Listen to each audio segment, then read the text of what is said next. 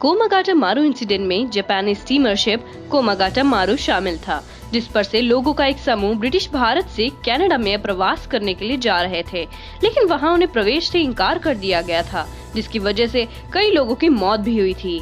आज हम आपको इसी कोमागाटा मारू इंसिडेंट के बारे में विस्तार से बताएंगे, लेकिन इससे पहले अगर आपने हमारे चैनल को सब्सक्राइब नहीं किया है तो जरूर करें और बेल आइकॉन को दबाना ना भूलें। कोमागाटा मारू एक स्टीमर शिप था जिसे हांगकांग स्थित बिजनेसमैन गुरदीप सिंह ने एक यात्री जहाज में बदल दिया था।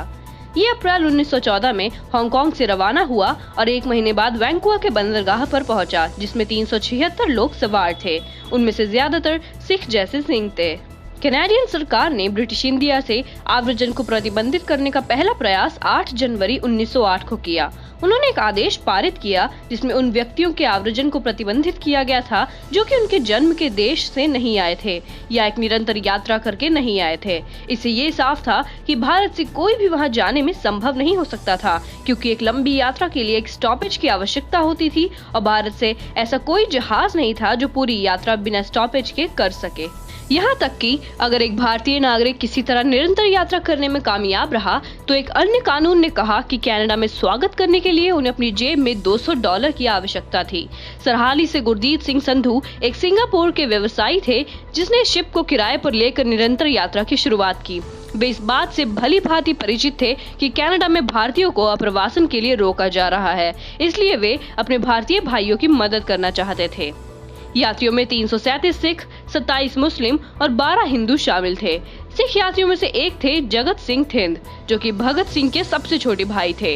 ये जहाज 4 अप्रैल को 165 यात्रियों के साथ रवाना हुआ था। 8 अप्रैल को शंघाई में अधिक यात्री शामिल हुए और जहाज 14 अप्रैल को योकोहामा पहुंच गया। इसने अपने यात्रियों के साथ 3 मई को योकोहामा छोड़ दिया और 23 मई को वैंकूवर के पास बरार इनलेट में पहुंच गया। जब जहाज कनाडा में पहुंचा, इसे डॉक करने की अनुमति नहीं दी गई और सभी यात्रियों को उतारने से मना कर दिया गया था। इस बीच हुसैन रहीम और सोहन लाल पाठक ने एक शोर कमेटी का गठन किया था। कई जगह बैठकें हुई और एक सभा में फैसला हुआ कि अगर भारतीयों को आने की अनुमति नहीं देंगे तो वे विद्रोह या गदर करेंगे। अंत में केवल 20 यात्रियों को कनाडा में भर्ती कराया गया, क्योंकि जहाज ने बहिष्करण कानूनों का उल्लंघन किया था।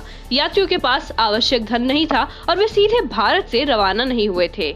आखिरकार वैंकूवर से दूर पानी में 2 महीने के गतिरोध के बाद जहाज को कनाडा की सेना द्वारा वापस समुद्र में फेंक दिया गया था। कोमागाटा मारू मीडिया सनसनी बन गया और बड़े पैमाने पर जनता का ध्यान आकर्षित किया। कोमागाटा मारू 27 सितंबर को कलकत्ता पहुंच गया। बंदरगाह में प्रवेश करने पर जहाज को एक ब्रिटिश गनबोट द्वारा रोक दिया गया था और यात्रियों को सुरक्षा के तहत रखा गया था। ब्रिटिश सरकार ने कोमागाटा मारू के पुरुषों को आंदोलनकारियों के रूप में देखा था। जब जहाज बच पर पहुंचा तो ब्रिटिशर्स बाबा गुरदीप सिंह और 20 या इतने अन्य लोगों को गिरफ्तार करने के लिए आए थे। उन्होंने गिरफ्तारी का विरोध किया और एक सामान्य दंगा हुआ। पुलिस ने गोलीबारी की और 19 यात्री मारे गए। कुछ बच गए, लेकिन शेष को गिरफ्तार कर लिया गया और कैद कर लिया गया या उनके गांव में वापस भेज दिया गया। इसकी वजह से कई मासूमों की जान गई थी और कई घायल हुए थे।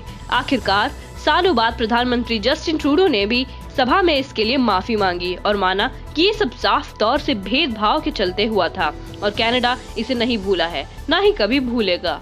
अगर आपको ये वीडियो पसंद आया हो तो हमें लाइक, शेयर और सब्सक्राइब जरूर करें।